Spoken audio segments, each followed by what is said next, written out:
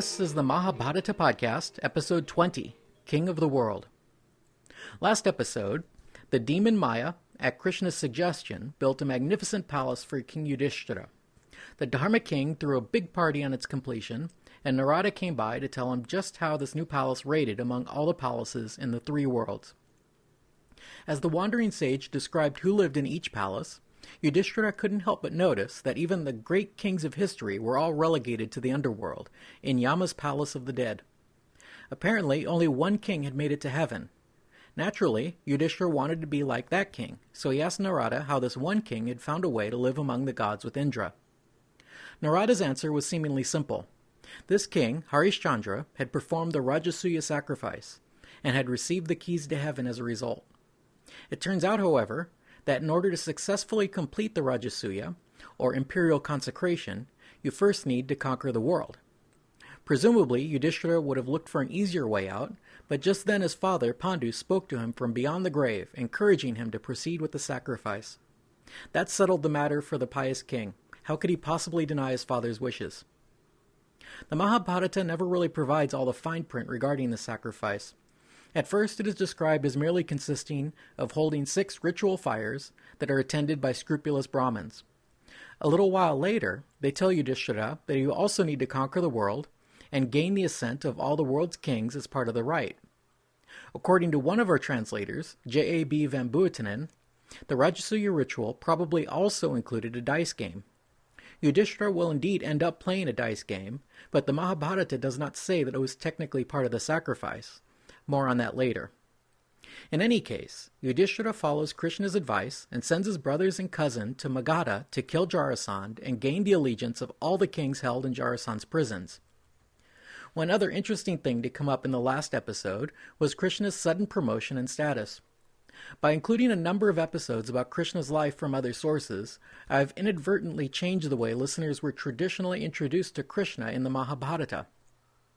If I had only given you accounts from the Mahabharata, Krishna's status would have seemed inexplicable. Traditional society was always very hierarchical, with princes taking precedence over nobles, elders over the youth, men over women, freedmen over slaves, etc. These rankings were extremely important to the functioning of society at this time. Thus, Yudhishthira had unquestioned priority among his brothers, but when his uncles or Narada showed up, he gave up his seat in their favor. This makes Krishna's status quite exceptional, especially beginning with Book 2. Technically, Krishna's status should be something like that of the Pandava's poorer cousin. He was not a prince, and was moreover from a lesser kingdom. Thus, he would have been welcome in the Pandava's palace, and included in any deliberations, but he'd always come after his cousins in precedence. Thus, it is a little surprising, but not overly out of the ordinary, when Yudhishthira appoints Krishna to lead the delegation of his 2 brothers to fight Jarasandha in Magadha. Things get more surprising once the trio arrive in Magadha, however. We are told that Krishna and Arjuna were the same age, while Bhima was the elder. But despite this, Krishna speaks for all 3 when they encounter Jarasandha. Following Bhima's victory over Jarasandha, it is Krishna who takes charge, ordering the release of the imprisoned kings and making an alliance with Jarasandha's son and successor, Sahadev. If it were any other person, one would have expected Bhima to have been the leader, and even if Krishna were allowed to speak for him, all decisions would have been deferred to the eldest and noblest of the 3. Instead, it is the poor country cousin Krishna who does all the talking and makes all the decisions. If we didn't already know about Krishna's miracles in Gokula and Mathura, which were not mentioned in the Mahabharata, we would be shocked to see the world of princes and nobles turned upside down like this. Later this episode, one of Krishna's old rivals, Sishupal of Chedi, will speak up on just this point. Once Krishna, Bhima, and Arjuna returned successfully from their mission to Magadha, Yudhishthira sent his 4 brothers off once more, this time to complete their conquest of the world. Each brother took an army and headed in a different direction. Arjuna headed north, Bhima going east, Sahadev south, and Nakul heading west. Arjuna's campaign led him along the Himalayas, through Kashmir, and then northward into Central Asia, defeating some in battle and extracting tribute from the rest. Bhimasena headed east, skipping past allies such as Hastinapur and Panchala, and doing battle with neutral states like Kashi. An interesting side note is that Bhima encountered Karna, the king of Anga, and beat him easily. Later, this friend of Duryodhana will be portrayed as a near match to Arjun in battle. But somehow Bhima had a pretty easy time of it, and the victory is only mentioned in passing. Bhima pushed on at least as far as the Brahmaputra river delta, winning vast amounts of tribute from all these kingdoms.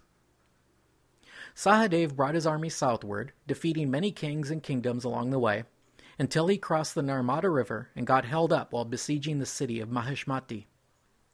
When they attempted to fight the defending armies of King Nila, their equipment and chariots kept bursting into flames.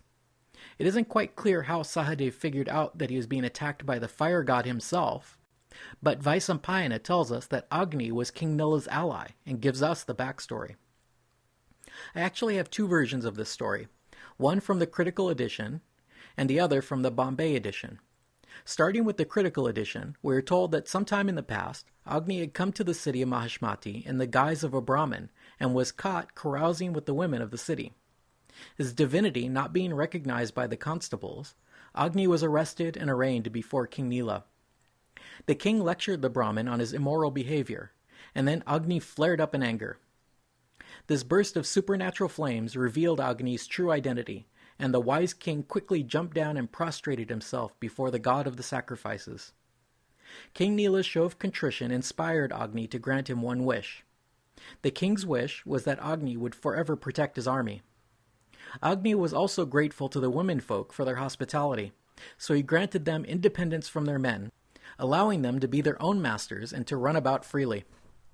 Vaisampayana then pointed out that this was the reason the other kings of India assiduously avoided the loose women of Mahishmati. The Bombay edition says Agni had been particularly interested in the king's daughter, and it was with her that he had been caught carousing. This alternate version also states more explicitly that the women of this kingdom were sexually liberated, and even married women were not required to be faithful to their husbands. It is not stated how Sahadev figured all this out, but he did, and in response he presented himself before the sacrificial flame and prayed to the fire god. Since Agni is, of necessity, the primary beneficiary of any Vedic sacrifice, Sahadev explained to Agni that his only desire in waging this war was to complete a fire sacrifice, so Agni should not be actively preventing this ritual from taking place. He begged the Lord of the sacrifice, saying, "I pray to you, the bearer of the offering, to refrain from obstructing the sacrifice."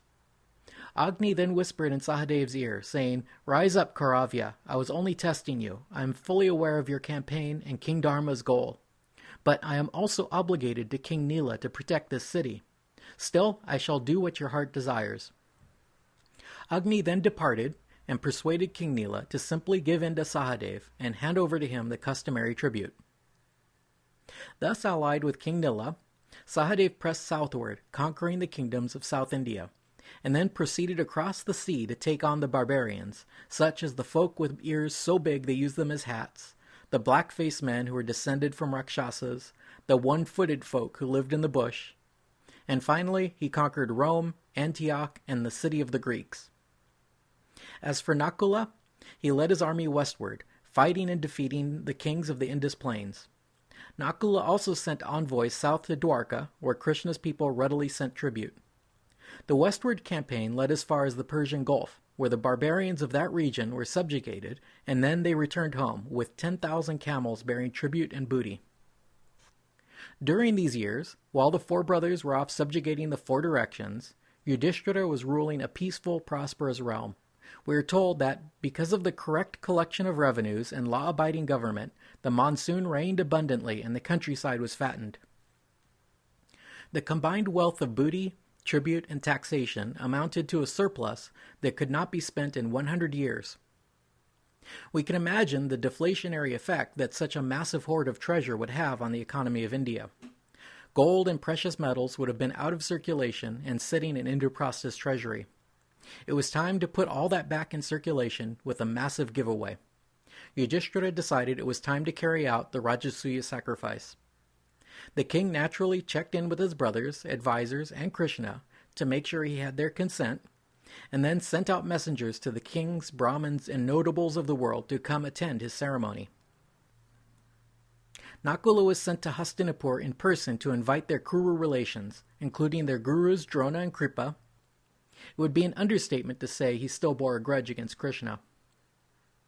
All of Yudhishthira's Kuru relations were assigned to honorable duties, with the Brahmins Drona and Kripa put in charge of supervising the rituals, while Bhishma was president of the secular portions of the ceremony. Cousin Dushasan was put in charge of the kitchen, and Duryodhana oversaw the doling out of treasure. Blind King Dhritarashtra presided in a seat of honor. Also attending the ritual were the sages Narada and Vyasa. Vyasa himself was the chief priest in charge of performing the ritual.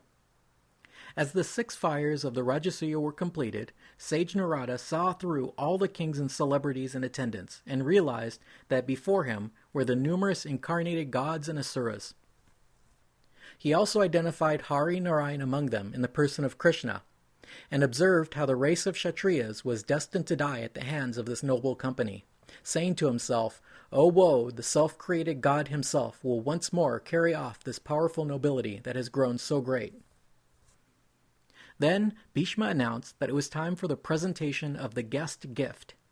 Bhishma said the guest gift was traditionally given to the kings who stayed in attendance longer than 1 year, but the first gift should be presented to the most honorable of the guests. King Yudhishthira then asked Bhishma to identify the most deserving guest among them. Bhishma naturally chose Krishna for that special honor. Sahadev then presented the guest gift to Krishna. Once again, the natural ordering of society was upset. How could one justifiably honor a former cowherder of questionable descent before all the greatest kings of India? The person most outraged by this was none other than Sishupal of Chedi, Rukmini's former fiancé and King Jarasan's former general.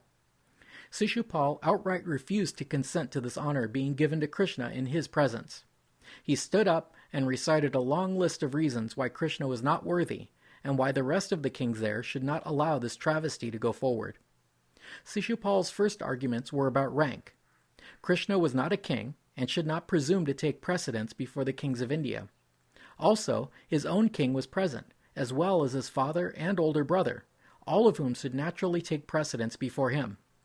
Sishupal considered Bhishma's decision to be an insult to all the kings present, and he angrily walked out of the proceeding. Yudhishthira anxiously ran after Sishupal, trying to pacify him by saying Bhishma's decisions ought to be respected. But Bhishma himself was simply ticked off, and he called Sishupal ignorant and out of line for presuming to criticize his decision. Bhishma then gave a long defense of his decision, describing in summary Krishna's many miracles and heroic feats, and extolling his wisdom, power, and divinity. Sahadev, who was trying to properly perform the giving of the guest gift to Krishna, then challenged the nobles in attendance to deny Krishna's place of honor, saying he would put his foot on the head of anyone who dared. While all the kings sat in a sullen silence, flowers rained down on Sahadev from heaven. Sahadev then completed the ceremony with Krishna. Meanwhile, Sishupal continued to stir up trouble among the kings, trying to organize a disruption of the Rajasuya by fomenting rebellion among the attendees. Soon, many of the kings were grumbling and preparing to walk out on the ceremony. Yudhishthira became worried that his big event might come to naught, so he turned to Bhishma for advice on handling this unruly crowd. Bhishma told him not to worry. Krishna would handle this himself before things really got out of control, so Sishupal was allowed to continue. The angry prince of Chedi next complained about Krishna's so-called miracles, referring to his victories over the various demons in Gokula as merely the killing of animals, women, and damaging a wooden ox cart. He also argued that by killing King Kamsa, Krishna had committed treason and regicide. Finally, Sishupal brought up the case of Jarasan's death. He pointed out that Krishna had committed a fraud by pretending to be a Brahmin, and had abused Jarasan's famous hospitality. He said that Jarasan declined to fight Krishna because he would never stoop so low as to fight a Shudra. Sishupal implied that if Krishna really was the miracle man they said he was, then why did he need to resort to trickery and fraud to kill the good king Jarasan? At the mention of Jarasan's death, Bhima grew irate. He was, after all, the champion who had defeated the king in a fair fight. Bhishma had to get up and restrain his nephew. To calm him down, Bhishma then told them the story of Sishupal's birth. Bhishma revealed that Sishupal had been born with 3 eyes and 4 arms, and that he brayed like a donkey. His parents wanted to abandon this abomination, but the famous disembodied voice spoke up and told them that they were not destined to be the cause of Sishupal's death. The voice said that the baby could be cured if it were placed in the lap of the person destined to kill him. It so happened that Krishna's aunt Yadavi was married into the house of Chedi, and thus Vasudev, Krishna, and Balram were in town on a visit. The queen of Chedi, looking for a cure for her child, put the baby in Krishna's lap. Instantly, the superfluous arms and third eye disappeared. The queen mother was delighted to have discovered the cure for her son, but at the same time she was horrified to have discovered his killer. She begged Krishna to be merciful and to spare her son. Krishna told her not to worry. He would tolerate even 100 insults from her son. Bhishma then concluded that none of this could be happening unless it was part of Krishna's plan, so they should all restrain themselves and see how things played out. Sishupal, presumably annoyed to have his birth defects revealed in such a public manner, turned on Bhishma, insulting him for his impotence and dependence on others. He then challenged Krishna to a duel or a battle to the death, insisting that the kings should organize themselves and kill not only Krishna, but also the Pandavas for their temerity. Finally, Krishna spoke up, but in a quiet voice, he said, "Princes, Sishupal is our bitter enemy, though we have done him no wrong." He then listed a number of crimes committed by Sishupal that we otherwise have no record of, including charges that he had burned Dwarka while the Yadus were away, and that he had ambushed the Bhojas when they were on vacation, and that he had disrupted Ugrasena's horse sacrifice by kidnapping the horse. Krishna said that he had tolerated Sishupal so far out of consideration for his mother, but that he was now crossing the line. He brought up the fact that Sishupal had been an unworthy suitor for Rukmini, Krishna's wife. At the mention of Rukmini, Sishupal laughed at Krishna, saying that by the time Krishna had married Rukmini, she was already damaged goods. As these words left his mouth, Krishna's Sudarshan chakra came flying and cut off his head. Sishupal's headless corpse fell to the ground, and while the kings watched in stunned silence, a sublime radiance rose up from the dead prince and entered into Krishna. Rain fell from the cloudless sky, and lightning and thunder shook the ground in all directions. Some of the attendees were happy to see this outcome, but most were ambivalent. Some were quite outraged, but they were all too intimidated to speak out. There's some great images of this scene on the web, so I'll post links to these in my blog. Be sure to log into mahabharatapodcast.com and look up episode 20 to see these pictures. Now that Krishna was the unofficial enforcer for the ceremony, the rest of the ritual was carried out uneventfully. At the completion of the ritual, the kings and nobles congratulated Yudhishthira for having attained imperial consecration, and began setting out for their respective homelands. Soon after, Krishna also returned to Dwarka with his fellow Yadavas. Around this time, Vyasa came before the king, asking for permission to leave for Mount Kailash.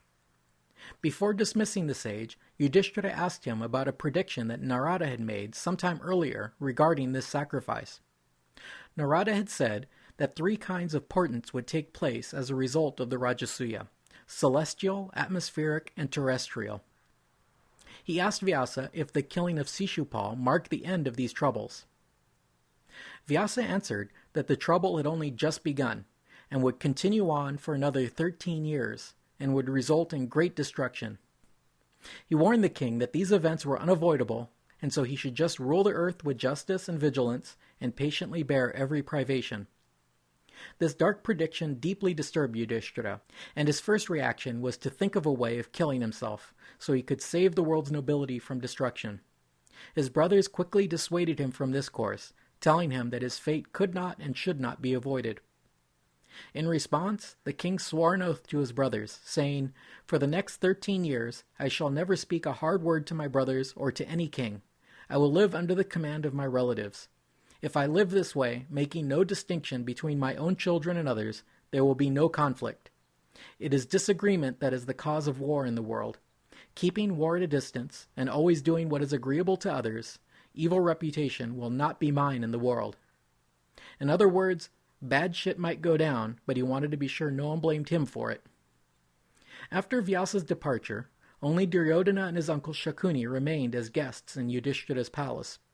The Kaurava wandered the otherworldly palace like a country bumpkin. He came across floors of crystal so clear that he thought it was a pool, and he picked up his trousers to cross the water, only to discover it was hard ground. There were windows and doors of clear glass that he crashed right into, and that made him overly cautious when he came to open corridors. The servants and guests snickered at him as he encountered these illusions like a rube. At one point, he came across another of these clear floors and assumed it was another crystal surface. He walked across it and fell into a pool of water. The servants laughed and brought him towels to dry off, and seeing him all wet, Bhima, Arjun, and the twins all laughed at him.